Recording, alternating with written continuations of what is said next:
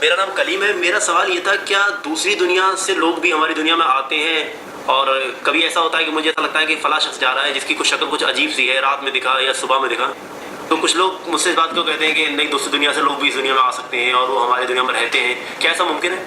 جی alien کا concept ہمارے بھائی جو ہے نا یو ایف او جیسے کہتے ہیں جو انویزیبل جو ہوتے ہیں یا ان آئیڈینٹیفائڈ فلائنگ آبجیکٹیو کو لوگ ایلین کا نام دے لیتے ہیں.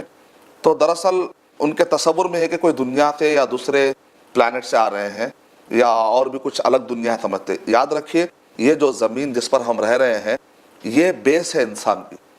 دوسرے جتنے بھی گیلیکسیز پائے جاتے ہیں کیونکہ سائنسدان کے مطابق 100 بلین گیلیکسیز ہے، اس ایک گیلیکسی میں 200 بلین تارے ایک گیلیکسی. تو ہمارا جو گیلیکسی ہے اس کو ملکی وے گیلیکسی کہتے ہیں.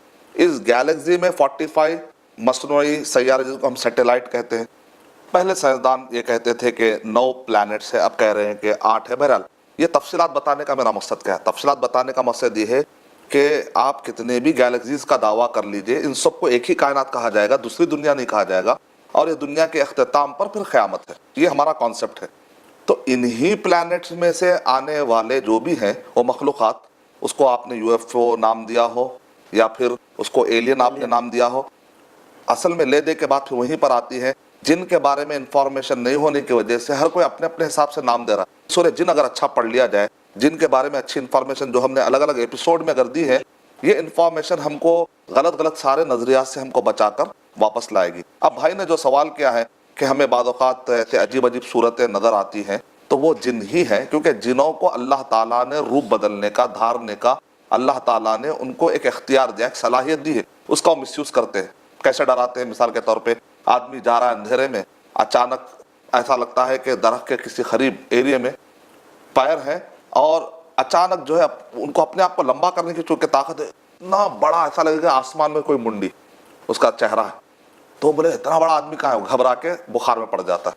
کبھی جو ہے وہ ایسا بتائیں گے اپنے آپ کو کہ ان کے پیر پلٹے ہوئے، وہ کہیں گے ارے، جس کو چڑیل نام رکھ دیا گیا، چڑیل نام، پیر پلٹے ہوئے ہیں. اور چہرہ جو ہے اس طریقے سے بنائیں گے کہ ایک آدمی کو ڈرانا مقصد ہوتا ہے. اور ان کی سائیکالوجی ہے کہ جب وہ ڈرتے ہیں، اگر آپ ڈرنا شروع کر دیں گے تو وہ اور ڈریں گے. تو ہمارے لیے کیا سکھایا گیا؟ اعوذ باللہ من الشیطان الرجیم سکھایا گیا.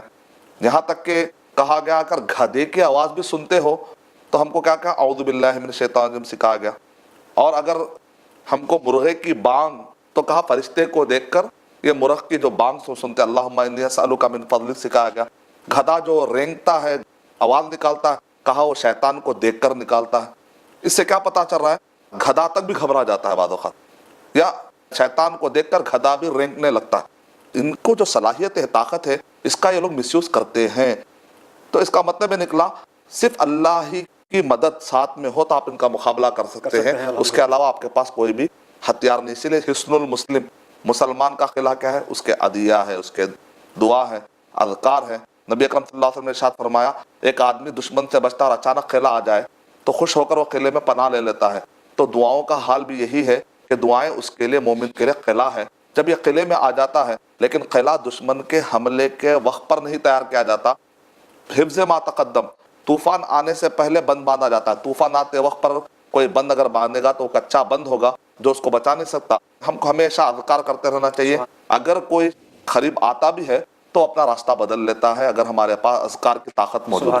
For authentic Islamic information, please log on to www.askislampedia.com.